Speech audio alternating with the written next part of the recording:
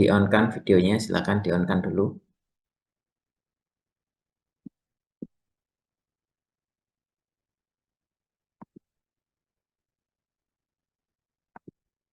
Oke, saya akan sampaikan materi yang abdomen ya terlebih dahulu. Saya rasa ini juga sudah eh, kalian praktekkan ya untuk abdomen ini ya. Tapi mungkin ada beberapa hal yang menjadi catatan ya. Memang ada beberapa teknik juga yang tentunya tidak bisa ya dilakukan dengan phantom ya. Ada beberapa yang tidak bisa dilakukan dengan phantom karena memang itu adalah kasus-kasus tertentu ya, kasus-kasus tertentu yang memang ya kalau ada pasien dengan kasus tersebut ya baru digunakan teknik itu seperti itu.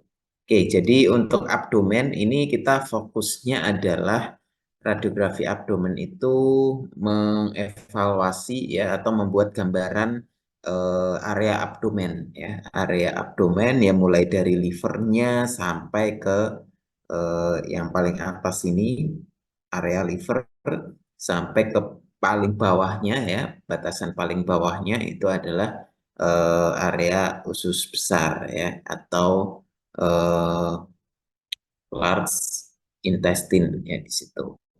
Gitu. Jadi kalau membuat gambar abdomen, membuat radiografi abdomen ya kalian batasnya yang mulai dari livernya ini nggak boleh terpotong ya seperti itu. Jadi batasannya harus di atas diafragma. Ya. Itu adalah untuk menghasilkan gambaran abdomen yang optimal ya, yang bagus seperti itu. Ya. Jadi kalau secara anatomikal ya abdomen itu dibagi menjadi 4 kuadran ya. Kanan atas, kiri atas, kanan bawah sama kiri bawah itu. Oke, ini saya rasa sudah diberikan materinya di mata kuliah anatomi ya untuk abdomen anatomical abdomen itu. Nah, jadi untuk teknik pemeriksaannya ya, proyeksi dan posisinya itu yang paling banyak digunakan untuk abdomen itu AP ya. AP projection ini yang paling umum atau paling banyak digunakan. Jadi kalau misalkan nanti ada pasien itu permintaannya foto abdomen gitu saja tulisannya ya berarti ya kalian pakai proyeksi yang paling standar ini ya yaitu AP. Posisinya ya tentunya posisinya pasiennya tidur ya terlentang supine ya lurus eh ya harus lurus pasiennya, terus juga indikasinya apa? Indikasinya banyak ya kalau abdomen itu biasanya adanya obstruksi ya di usus, terus ada asites misalkan seperti itu, dan juga macam-macam ya. Misalkan ada eh, pasien curiga appendicitis misalkan, nah itu pasti juga dilakukan pemeriksaan abdomen. Ya. Biasanya kita juga sering menyebutnya itu BOF. Ya. Itu. Oke. Nah, jadi kalau secara posisi dan proyeksi itu tidak sulit ya untuk abdomen AP ini. Ya, tidak sulit. Ya, pasiennya tidur telentang, mid-sagittal plane-nya ini harus kita atur di tengah-tengah ya. Jadi mid-sagittal plane dari pasien ini harus kita letakkan di tengah meja pemeriksaan ya. Terus kita atur kasetnya ini. Nah, ini yang juga harus diperhatikan ya. Eh, batas atas ini ya, batas atasnya harus di atasnya diafragma ya. Harus di atasnya diafragma agar supaya gambaran liver ini walaupun memang di abdomen polos ya, abdomen AP ini gambaran liver enggak begitu terlihat secara tegas ya, tetapi ini masih terlihat gambaran livernya seperti itu. Ya. Jadi batas atasnya ini adalah di atasnya diafragma, ya terus batas bawahnya ini berada di simfisis pubis ya ini harus tercover ya seperti itu batas bawahnya di situ.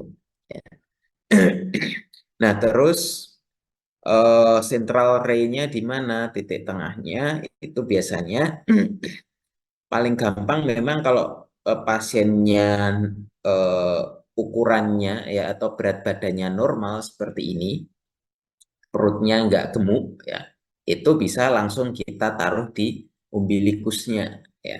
Tetapi kalau pasiennya perutnya gendut misalkan atau perutnya itu mengalami apa ya yang turun ke bawah itu, yaitu kita nggak bisa patokannya di umbilikus ya. Tetapi kita sebenarnya patokannya adalah di krista iliakanya ini ya. Jadi kalau kalian pegang bagian samping pinggul di sini ada tonjolan ya. Nah, di situ itu patokannya di situ, patokan titik tengah atau central ray-nya ya.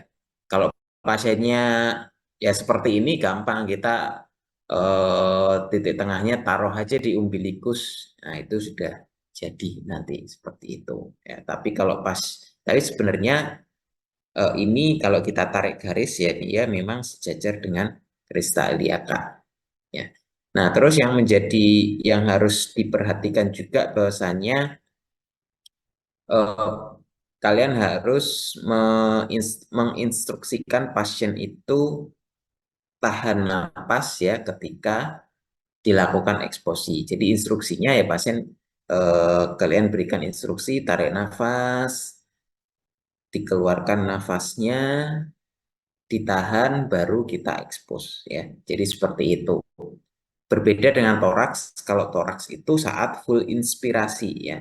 Tetapi kalau abdomen itu saat ekspirasi ya, end of ekspirasi. Jadi saat hembuskan nafas terus ditahan ya, agar supaya ini diafragmanya dia nggak turun ya. Kalau kita tarik nafas kan diafragma ini kan tertekan oleh paru-paru sehingga dia turun seperti itu ya.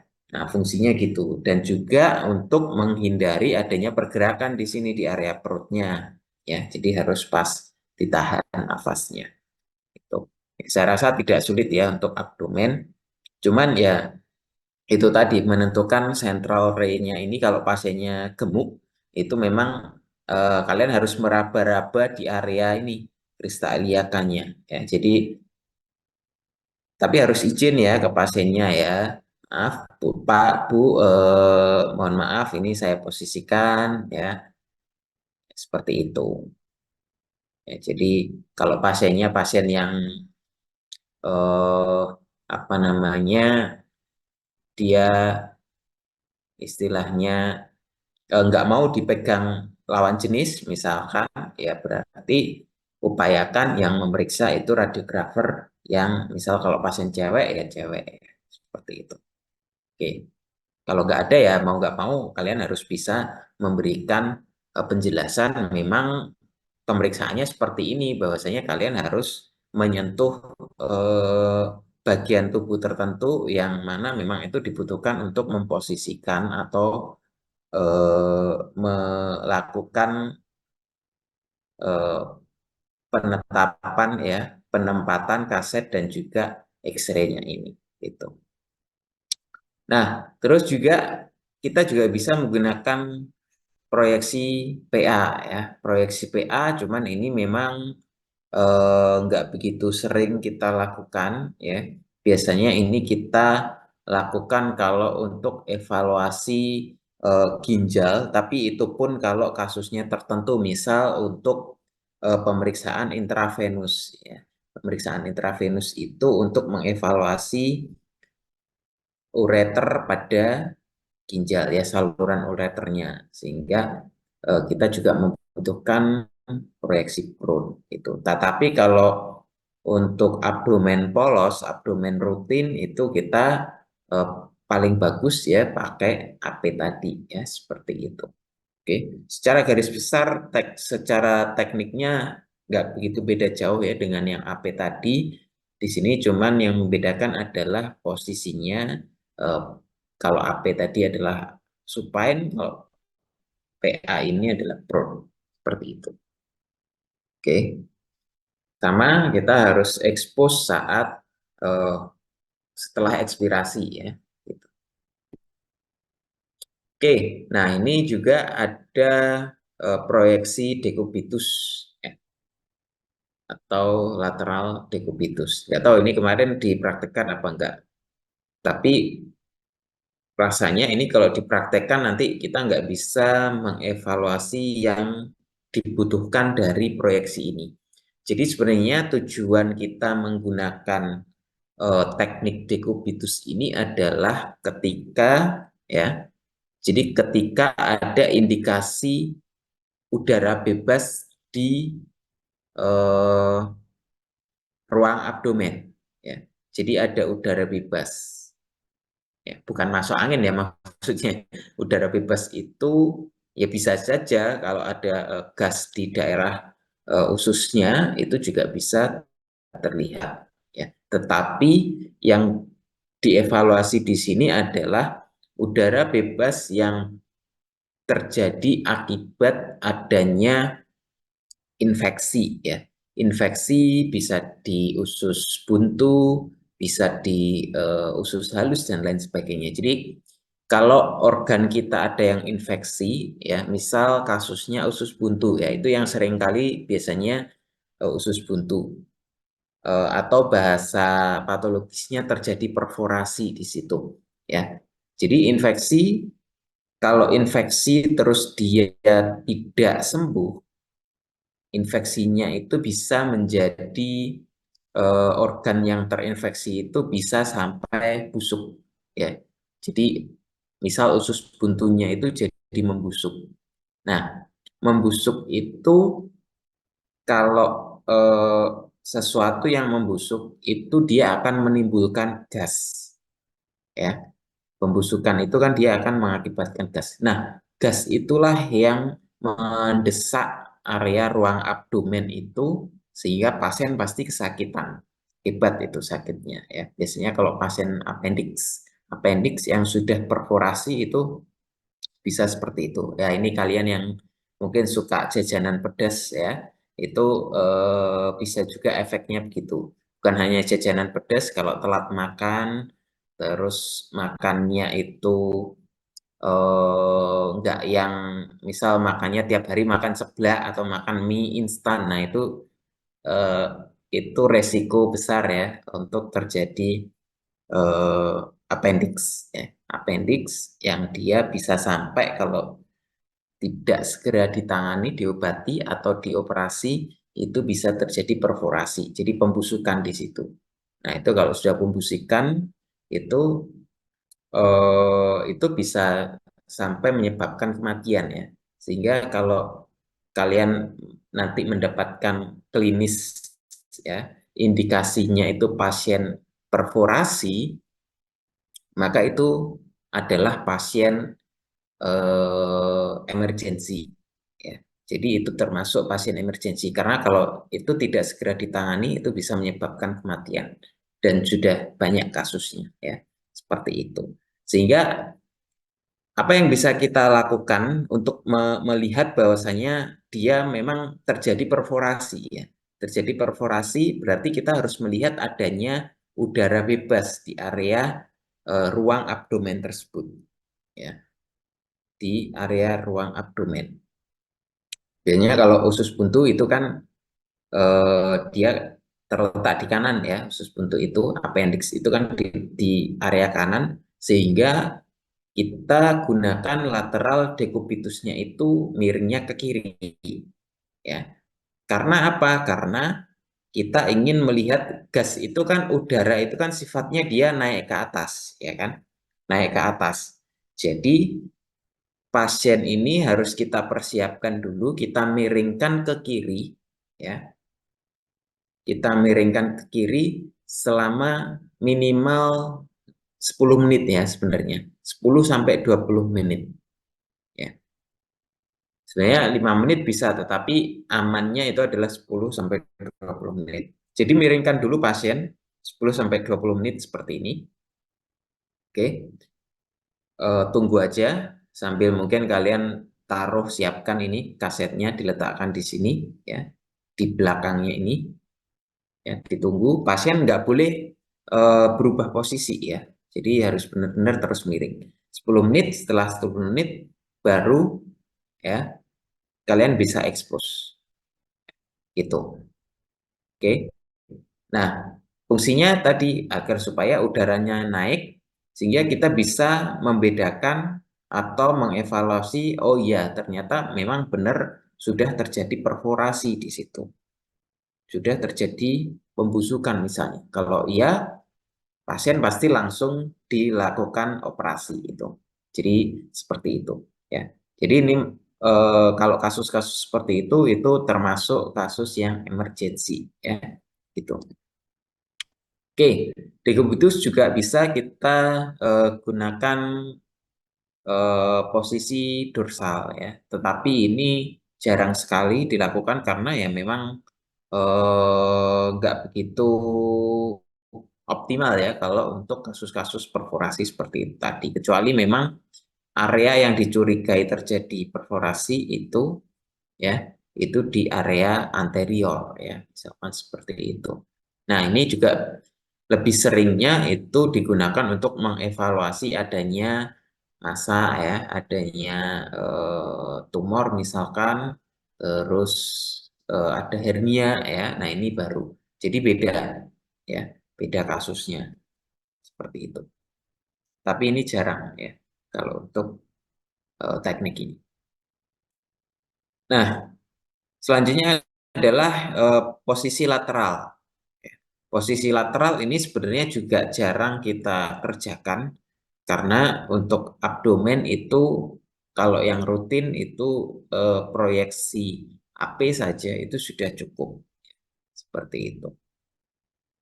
Kecuali ada eh, apa namanya benda asing ya. Atau misalkan anak-anak, kalian nanti menemui pasien anak-anak dia nelen uang koin misalkan atau nelen mainan.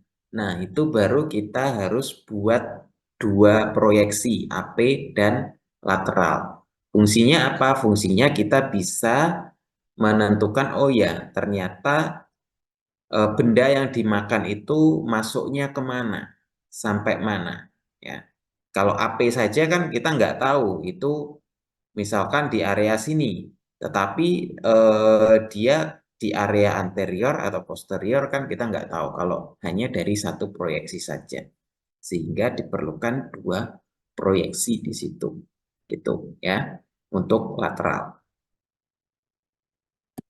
Oke. Nah, selanjutnya kita juga bisa melakukan proyeksi irek ya atau berdiri.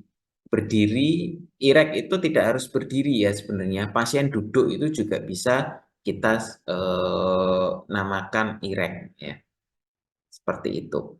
Nah, ini juga sama, biasanya kita gunakan untuk mengevaluasi adanya massa, terus juga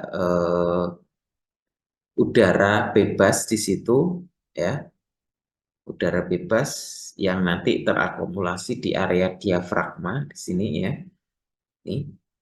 Terus juga biasanya ini juga untuk pasien-pasien yang dia pakai ini ya, pakai kursi roda. Ini bisa juga kalau misal pasien nggak bisa kita pindahkan ke meja pemeriksaan ya, seperti itu.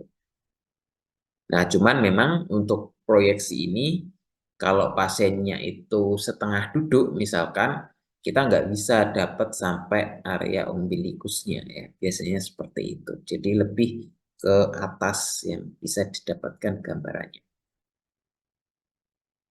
Nah, selanjutnya adalah ini. Ini juga untuk kasus yang akut. Akut itu berarti kasus yang memang dia butuh penanganan cepat. Ya. Penanganan cepat di sini atau kita sebut three-way eksposi ya. Jadi tiga posisi ya. Tiga posisi. Yang pertama adalah AP supine abdomen, terus juga AP erect, terus juga PA ya, PA untuk toraks dan juga tadi lateral decubitus. Bisa 3, bisa juga sampai 4 ini. Ya, ini untuk kasus-kasus tadi, misalkan adanya ileus obstruksi, asites. Nah, ini terus tadi yang perforasi tadi, adanya massa dan juga pasien-pasien yang habis operasi. Ya, seperti itu. Ya.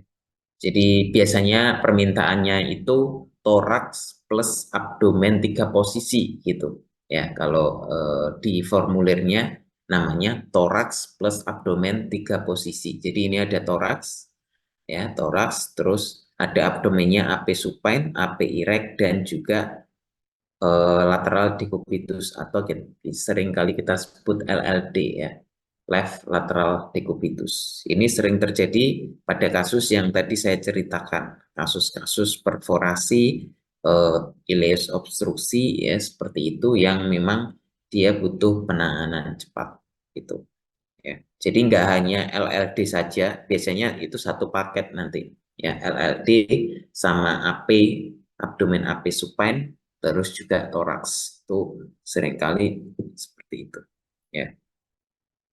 Dari sini mungkin ada pertanyaan, silakan untuk abdomen.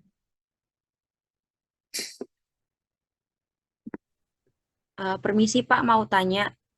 Ya, Kalau silakan. untuk misalnya abdomen itu kan misalnya untuk yang ukuran perutnya itu lebih kecil itu biasanya faktor eksposinya juga berubah atau gimana Pak?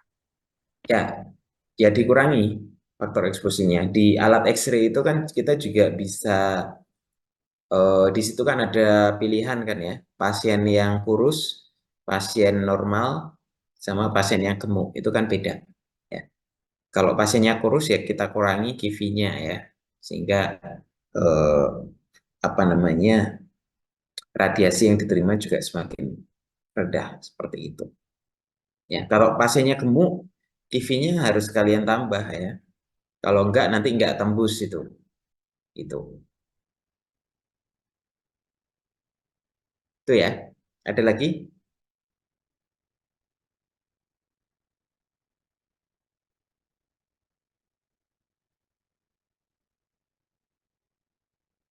Silakan kalau ada yang tanyakan.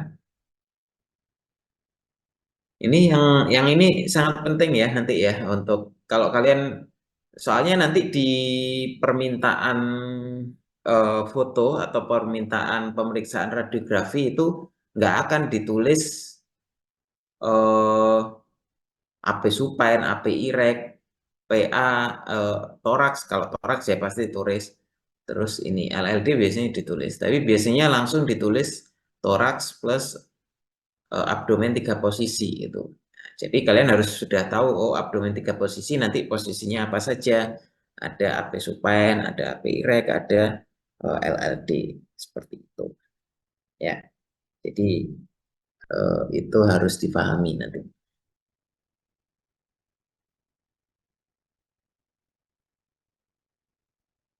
Dan jangan lupa ini untuk LLD atau lateral decubitus itu pasien harus dimiringkan dulu ya.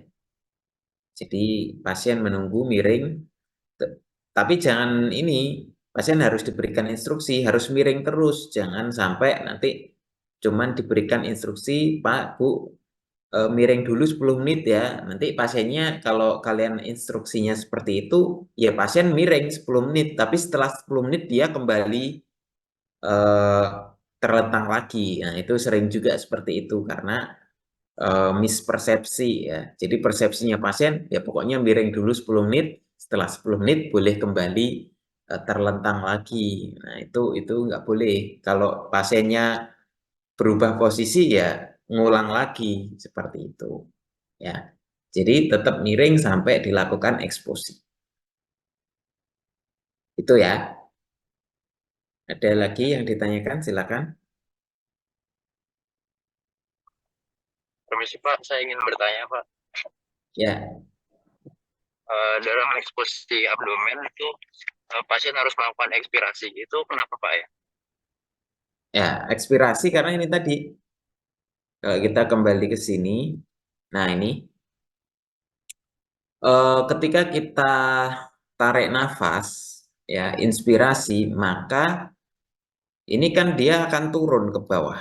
Ya, ini kan kalau inspirasi itu kan paru-parunya ngembang, sehingga diafragmanya turun, ini organnya ini juga akan ikut turun, hingga rongga abdomennya dia tidak tidak optimal ya, seperti itu. Kalau kita ekspirasi, ini kan justru dia akan naik ya. Ini akan naik, maka area rongga abdomen ini bisa tergambar secara optimal. Gitu. Makanya setelah ekspirasi ya kita eksposnya. Jadi pasien diminta mengeluarkan nafas, ditahan baru diekspos. Kebalikannya dari toraks. Oke. Ada lagi yang ditanyakan?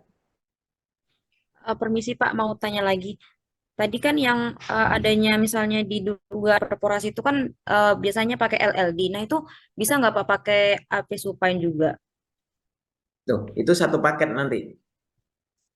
Jadi Hmm. ada tiga biasanya. Minimal tiga, toraks, terus juga LLD sama AP supine. Kalau AP supine saja nggak akan bisa kita melihat perforasinya, karena perforasi itu di area tertentu, bisa di area kanan atau di area kiri. Yang paling sering itu di area kanan, makanya kita pakainya adalah LLD atau miringnya ke kiri, sehingga gambaran gasnya itu naik ke area kanan, gitu. Karena perforasi itu sering terjadi akibat adanya pembusukan ya di area small bowel-nya. Yang paling sering itu karena adanya appendicitis, itu paling sering terjadi. Appendix itu kan di kanan letaknya. Itu. Nah ini yang makanya tadi sering kali, bukan sering ya, banyak ya kasusnya itu terjadi bukan, kalau appendix itu pasiennya bukan orang tua loh, rata-rata itu malah muda-muda. Karena ya itu tadi sering kali makannya tidak dijaga ya. Mungkin kalian yang jauh dari rumah ngekos, nah itu walaupun seperti itu tetap harus dijaga ya. Itu biasanya yang cewek-cewek itu yang sering juga, yang kasusnya banyak itu di cewek-cewek karena sering jajanannya yang aneh-aneh ya. Itu atau yang pedes-pedes itu juga bisa menjadi faktor. Bahkan saudara saya ada yang seperti itu. Oke, kan ada lagi yang ditanyakan?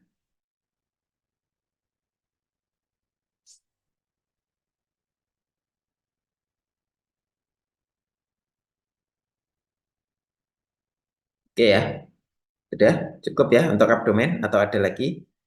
Jadi sebenarnya secara positioning dan proyeksi tidak banyak ya, cuman ya hanya AP, yang paling sering ya pasti AP, terus juga LLD itu tadi yang juga sering ya, sering karena kasusnya banyak. LLD, AP, LLD itu sering kali. Sama IREK. IREK itu kalau pasien-pasien tadi emergensi aja atau pasien-pasien yang nggak bisa terlentang misalkan itu tadi, atau untuk evaluasi adanya gas tadi juga itu IREK. Ya. Jadi eh, pokoknya kalau intinya evaluasi gas berarti kalian harus ini apa namanya? Oh, gas itu kan berarti misal gasnya di area kiri. Berarti untuk bisa melihat gas di area kiri, maka pasiennya harus kita miringkan sebaliknya kan gitu. Gas itu kan sifatnya dia naik ya, itu naik ke atas. Berbeda dengan cairan ya. Kalau untuk mengevaluasi cairan ya, berarti ya cairan itu kan sifatnya dia turun ke bawah ya. Kalau kalau cairan itu seringnya terjadi di toraks ya. Toraks itu adanya efusi ya, efusi pleura, adanya cairan di rongga dada. Nah, itu kita juga bisa pakai teknik lateral tadi, miring ya. Miring ke kanan atau ke kiri. Ya, seperti itu. Kalau curiganya cairannya di rongga dada bagian kiri, misalkan ya kalian miringkan ke kiri sehingga bisa tahu level dari airnya itu, fluid levelnya itu sampai mana. Seperti itu. Dan itu juga bisa digunakan untuk membedakan apakah itu benar-benar cairan atau yang lain, atau kelainan atau solid ya.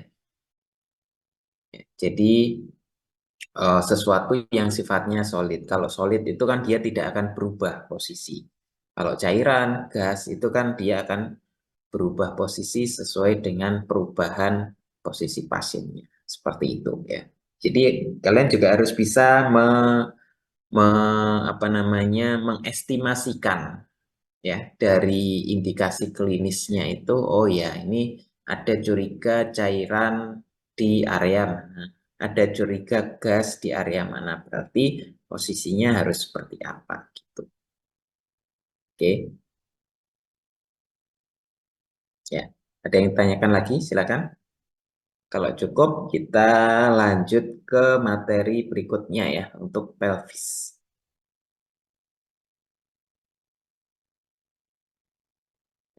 Terus di ini ya, abdomen ini banyak sekali nanti kalau kalian sudah praktek di lapangan ya, itu pasti banyak pasien-pasien untuk pemeriksaan abdomen. Tantangannya kalau abdomen itu positioningnya ya. Pasien yang gemuk itu pasti kalian ya nanti butuh tenaga ya, butuh tenaga ekstra gitu. Apalagi kalau pasiennya itu nggak bisa dipindahkan ke bagi tabelnya atau meja X-ray-nya. Ya. Mau nggak mau kan kita harus naruh kaset itu di belakang tubuh, di punggungnya pasien kan ya. Tuh. Nah, cara naruhnya gimana? Ya berarti kan kita harus ini, pasiennya harus memang nggak bisa sendiri. Kalian bisa nanti minta bantuan perawatnya atau minta bantuan keluarga yang mengantar untuk membantu pasien diangkat sedikit, terus kita selipkan kaset sama grid ya. Jangan lupa pakai grid ya kalau abdomen ya, karena areanya kan kompleks ya dan tebal ya, objeknya kan tebal. Beda dengan toraks. Toraks itu walaupun dia tebal, tetapi organ di dalamnya itu kan isinya udara, sehingga lebih mudah ditembus oleh sinar X. Kalau abdomen itu kan area organnya di dalamnya kan kompleks, padat ya, gitu. Sehingga butuh faktor eksposi yang tinggi juga ya. Nah, ketika kita pakai faktor eksposi yang tinggi, maka kita menggunakan grid agar mengurangi radiasi hamburnya, ya, mengurangi scatter ya, di situ. Karena efek ketika kita menggunakan radiasi yang tinggi, faktor eksposi yang tinggi itu scatternya itu juga tinggi, ya, seperti itu. Ya. Kalau toraks memang kita nggak perlu pakai grid ya, kecuali pasiennya gemuk sekali ya. Tuh. Tapi segemuk apapun itu biasanya tanpa grid pun sudah bagus kalau toraks. Tapi kalau abdomen kalian nggak pakai grid pasti jelek hasilnya nanti. Banyak distorsinya. Tuh. Oke. Ya. Jadi jangan lupa ya nanti untuk abdomen pakai grid. Kecuali pasiennya bisa kita taruh di meja X-ray ya. Meja kalau meja X-ray itu kan sudah ada gridnya di dalamnya. Seperti itu. Oke, ada pertanyaan? Ini apa ini? Ya, BOF itu nama lain dari abdomen AP ya. BOF itu nama lain dari abdomen AP.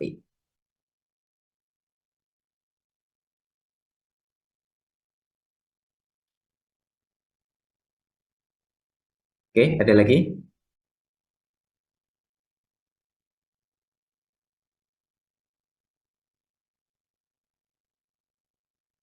Cukup? Kalau cukup kita lanjut ke materi yang berikutnya, yaitu radiografi pelvis ya. Ini materi terakhir ya untuk eh, mata kuliah radiografi 1. Jadi radiografi 1 yang kita pelajari itu mulai dari ekstremitas atas, ekstremitas bawah, toraks, ya, terus abdomen, pelvis. Ya. Jadi itu. Nanti radiografi 2 itu yang kita pelajari di area tengkorak, ya, kepala, terus juga ada tulang belakang, ya, tulang belakang sama pediatrik, ya, pediatrik sama dental, gitu. Ya, jadi eh, seperti itu. Oke. Nah, untuk pelvis, ya, untuk pelvis ini yang kita evaluasi kalau abdomen tadi itu kan lebih ke organ-organ yang sifatnya dia soft tissue, ya, jadi jaringan lunak itu abdomen, ya. Toraks pun kalau toraks dibagi dua, ada yang evaluasi untuk tulangnya atau kita sebut bony thorax, ada yang untuk mengevaluasi jaringan paru-paru dan jantung atau biasa yang kita sebut lung dan mediastino gitu.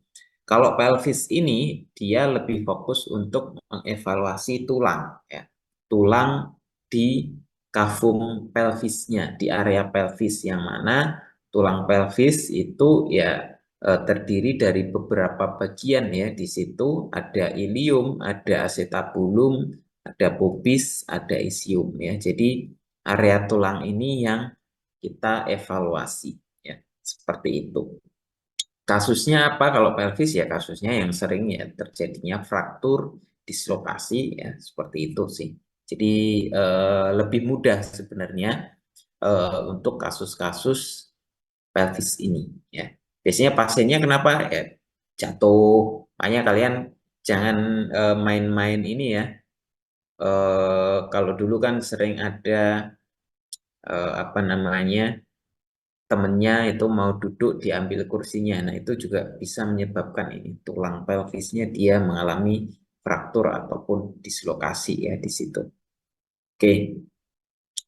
Nah, kalau secara technically pemeriksaan radiografinya itu lebih mudah, ya. Sebenarnya mudah, nggak terlalu sulit, ya. Jadi proyeksinya ya ada AP, ya. AP ini berarti kita posisikan, jangan lupa ini bentuk kakinya, ya, kita posisikan dia ke atas, ya, atau kita rotasikan ke dalam, ya, kita rotasikan ke dalam agar supaya ini area eh, femoral headnya, ya, itu bisa tampak lebih bagus, ya, lebih jelas seperti itu, ya. Dan juga di sini yang perlu diperhatikan adalah bentuk tulang pelvis antara perempuan dan laki-laki itu berbeda, ya. Jadi bentuk pelvis antara perempuan dan laki-laki berbeda. Perempuan itu memang secara alami memang dia bentuknya itu dia lebih melebar, ya, dibandingkan dengan laki-laki, ya, karena memang eh, perempuan itu kan dilahirkan dia nanti ini bisa difungsikan untuk apa namanya reproduksi, ya, seperti itu, ya, untuk melahirkan, ya. Makanya laki-laki nggak bisa karena memang tulang pelvisnya bentuknya seperti ini, ya. Oke. Nah, untuk proyeksi AP, ya, proyeksi AP, ya, kita posisikan pasiennya supine, ya, seperti ini. Oke, terus batas atasnya di mana? Batas atasnya yang jelas kita harus setting ini kasetnya ini sama apa namanya kolimasinya ini di atasnya krista iliaka, ya. Jadi jangan mepet di krista iliakanya, ini harus kita atur di atas dari krista iliakanya, ya, seperti itu. Oke. Nah, batas bawahnya ini simfisis pubisnya di bawah, ya, mungkin sekitar 2 sampai 3 cm di bawahnya simfisis pubis ini agar dia tidak terpotong area tuberositasnya, ya, seperti itu. Oke. Nah, selanjutnya adalah untuk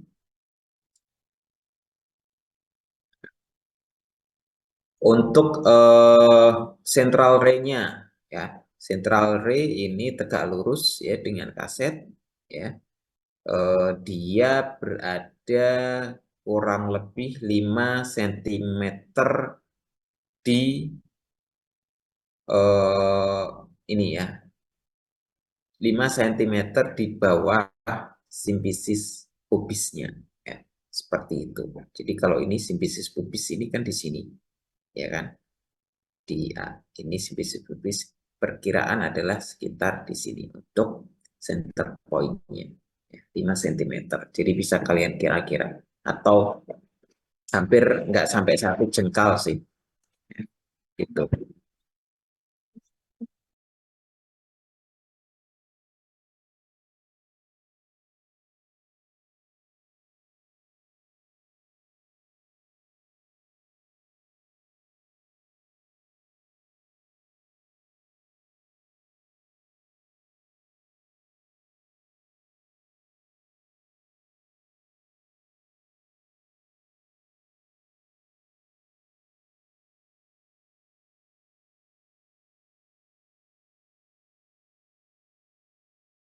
Ya, oke, kita lanjut ya.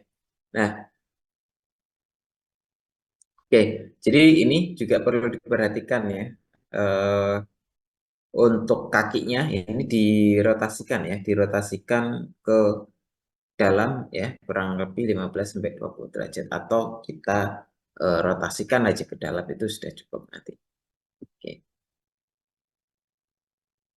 Nah, selanjutnya adalah ada proyeksi AP aksial inlet outlet ya. Inlet outlet ini fungsinya adalah untuk mengevaluasi area simpisis pubisnya ya. Lebih tepatnya di area apa namanya, isium ya, di situ. Oke.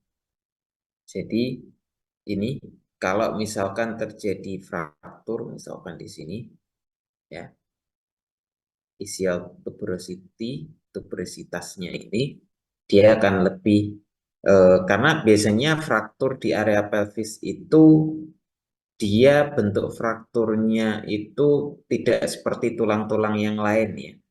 Dia biasanya bisa apa ya bahasanya, acak-acakan lah gitu. Frakturnya itu enggak tentu ya. Biasanya di sini terjadi pecah ya. Seperti itu, kecil-kecil misalkan. Nah, itu kita butuh gambaran yang lebih kompleks di situ ya. Seperti itu. Nah, untuk teknik radiografinya bagaimana di sini untuk outlet projection itu kita bisa posisikan pasien terlentang begini, terus juga ini kita fleksikan ya, kita naikkan ini femurnya, bisa kita kasihkan jalan di sini ya. Oke, seperti itu. Nah, selanjutnya adalah sinar X-nya. Ini kita angulasikan ya, kita sudutkan ke arah sefalat di sini, ke atas ini sekitar kalau untuk laki-laki itu 20 sampai 35 derajat, kalau perempuan itu 30 sampai 45 derajat. Nah, seperti itu untuk proyeksi outlet ya. Tuh. Oke. Nah, kalau inlet itu adalah sebaliknya ya. Inlet itu sebaliknya ya. Tetapi kalau inlet tidak ada perbedaan ya antara laki-laki dan perempuan untuk penyudutannya, yaitu disudutkan sekitar 40 derajat. Ya, itu.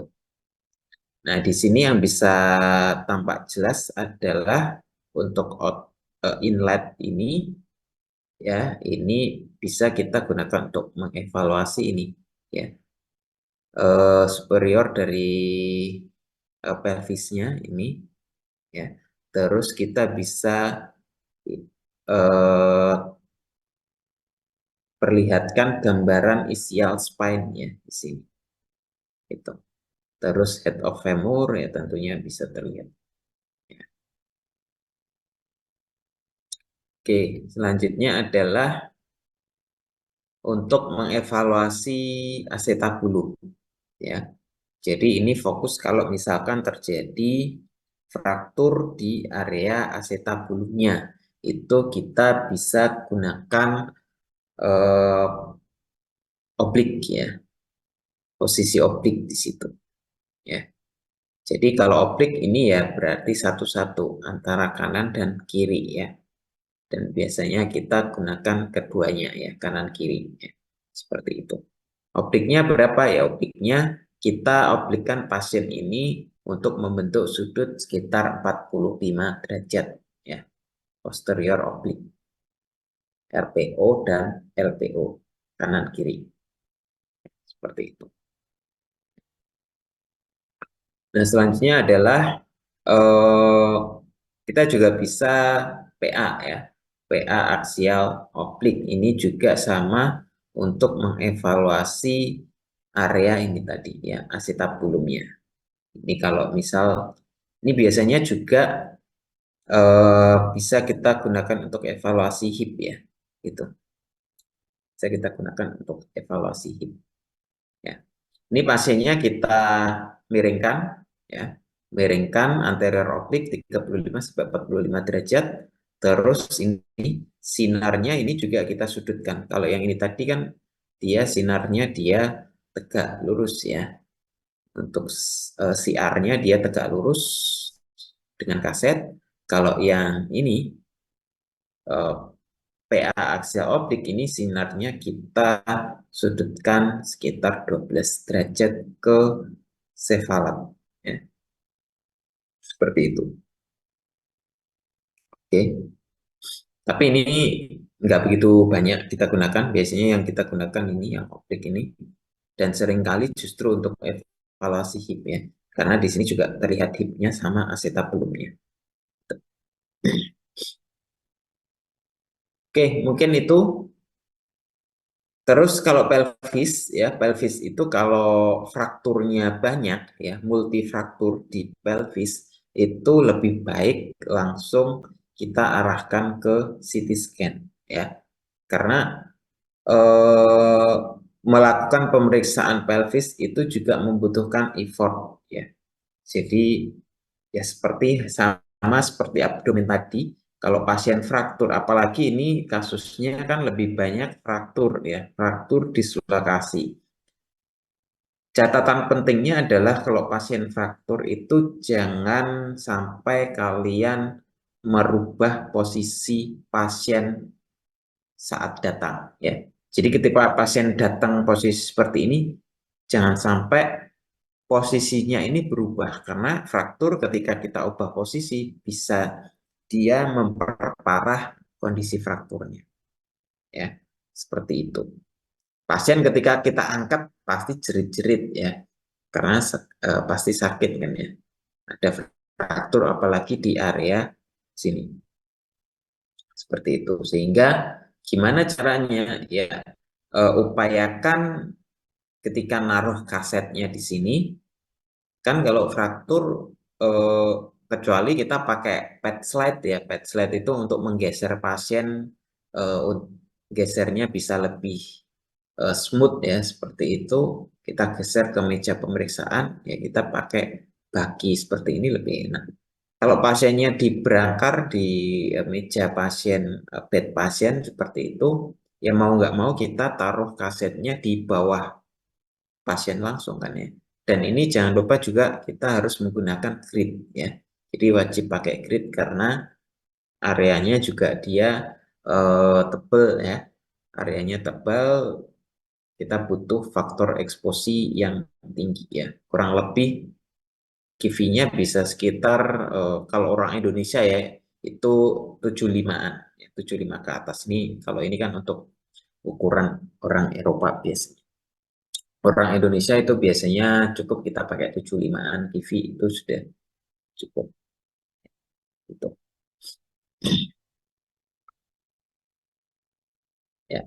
Jadi itu ya, kalau pelvis kasusnya yang sering ya fraktur tadi, ya fraktur berarti ya kita bagaimana caranya untuk memposisikan pasien itu seminimal mungkin merubah eh, posisinya, ya, seperti itu.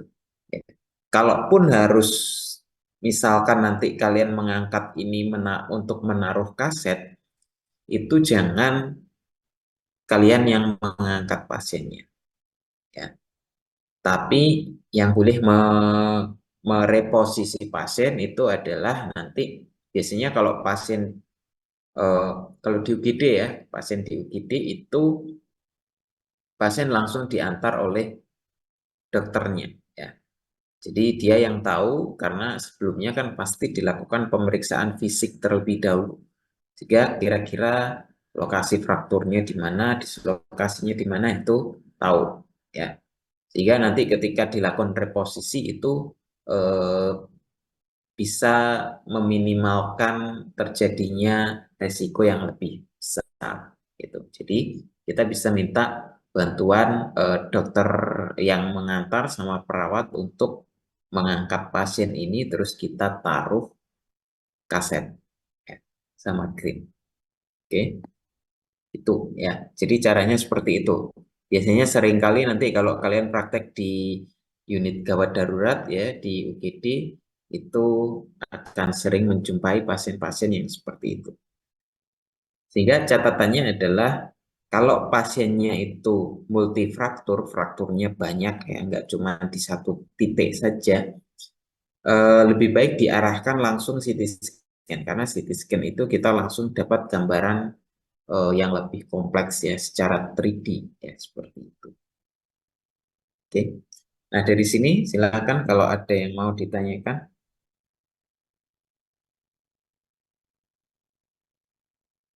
Permisi Pak, saya ingin bertanya.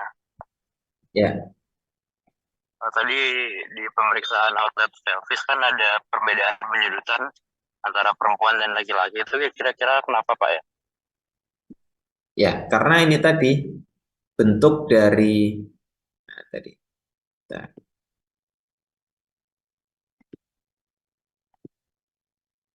ya, jadi dari bentuk eh, tulang pelvisnya ya, bentuk pelvis antara perempuan dan laki-laki ini berbeda. Ya. Laki-laki ini dia lebih cenderung lebih apa ya? Lebih kalau perempuan istilahnya melebar lah bentuk pelvisnya. Memang dari dasarnya seperti ini. Perempuan ini bentuknya dia lebih melebar. Ya, itu. Area eh, ileumnya ini juga dia lebih melebar. Kafum pelvisnya ini dia lebih lebar antara perempuan dibandingkan dengan laki-laki. Sehingga ketika kita menggunakan teknik yang inlet outlet ini tadi outlet yang berbeda itu outlet itu kan kita evaluasi yang kita evaluasi adalah ini ya ramusnya ramus dari pubisnya terus juga area pokoknya area esenpisis pubis inilah terus juga tuberositasnya dan juga foramen obturatornya. Nah, kalau bentuknya antara laki-laki dan perempuan di sini simfisis pubisnya kan dia berbeda, ya, angle-nya di sini berbeda. Ini yang perempuan dia lebih melebar, sehingga karena perempuan yang di sini lebih melebar, maka kita butuh ya penyudutan ini lebih besar ya, seperti itu, agar supaya ini daerah tuberositas, terus juga foramen obturatornya, dan juga simfisis pubis ini, dia kita bisa evaluasi lebih bagus.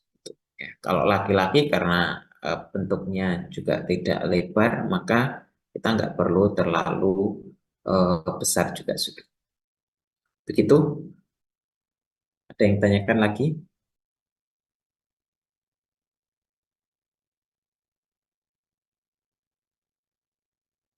Kemarin dipraktekkan nggak ini yang inlet outlet?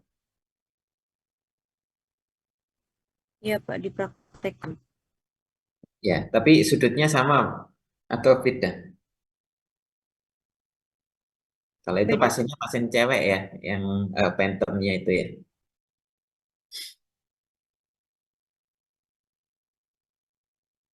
Kemarin pakai sudut berapa? 45 paling.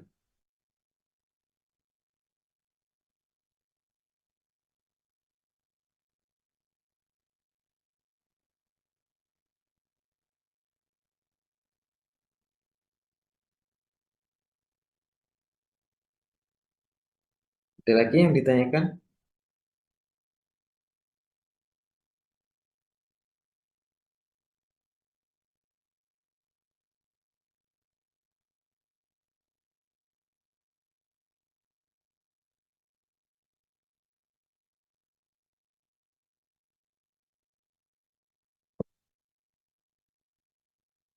Ini siapa ini? Satu kosan ini.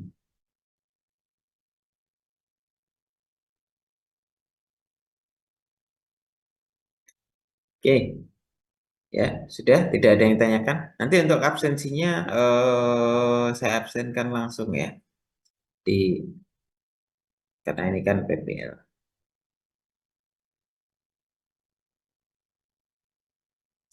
Oke, cukup. Tidak ada pertanyaan lagi.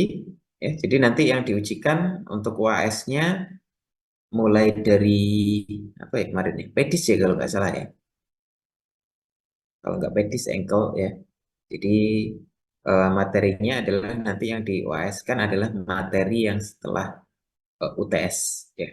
Kalau nggak salah mulai kalau nggak pedis ankle seingat saya ya. Itu sampai pelvis. Oke. Oke ya, kalau tidak ada yang ditanyakan lagi, eh ya cukup sekian untuk materi hari ini ya. Silakan disiapkan ya untuk UHS nanti terus jangan lupa juga tugas-tugasnya juga segera diselesaikan karena nanti semua tugas itu harus sudah selesai dan dikumpulkan di saat UAS ya itu. Oke. Ya, jadi itu kalau tidak ada yang ditanyakan lagi, kita akhiri sekian untuk pertemuan. Ya, ini apa ini? Peletakan kaset abdomen. Ya, peletakannya kalau pakai bagi, ya, bagi table atau meja X-ray ya langsung di eh, kaset tray-nya atau di baginya, ya.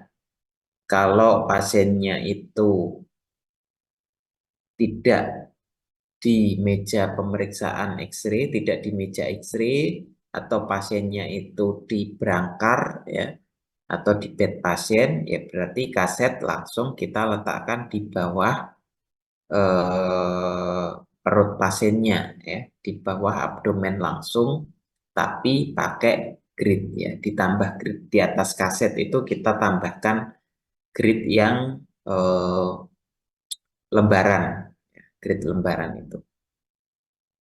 Seperti itu. Oke, itu ya. Ada lagi?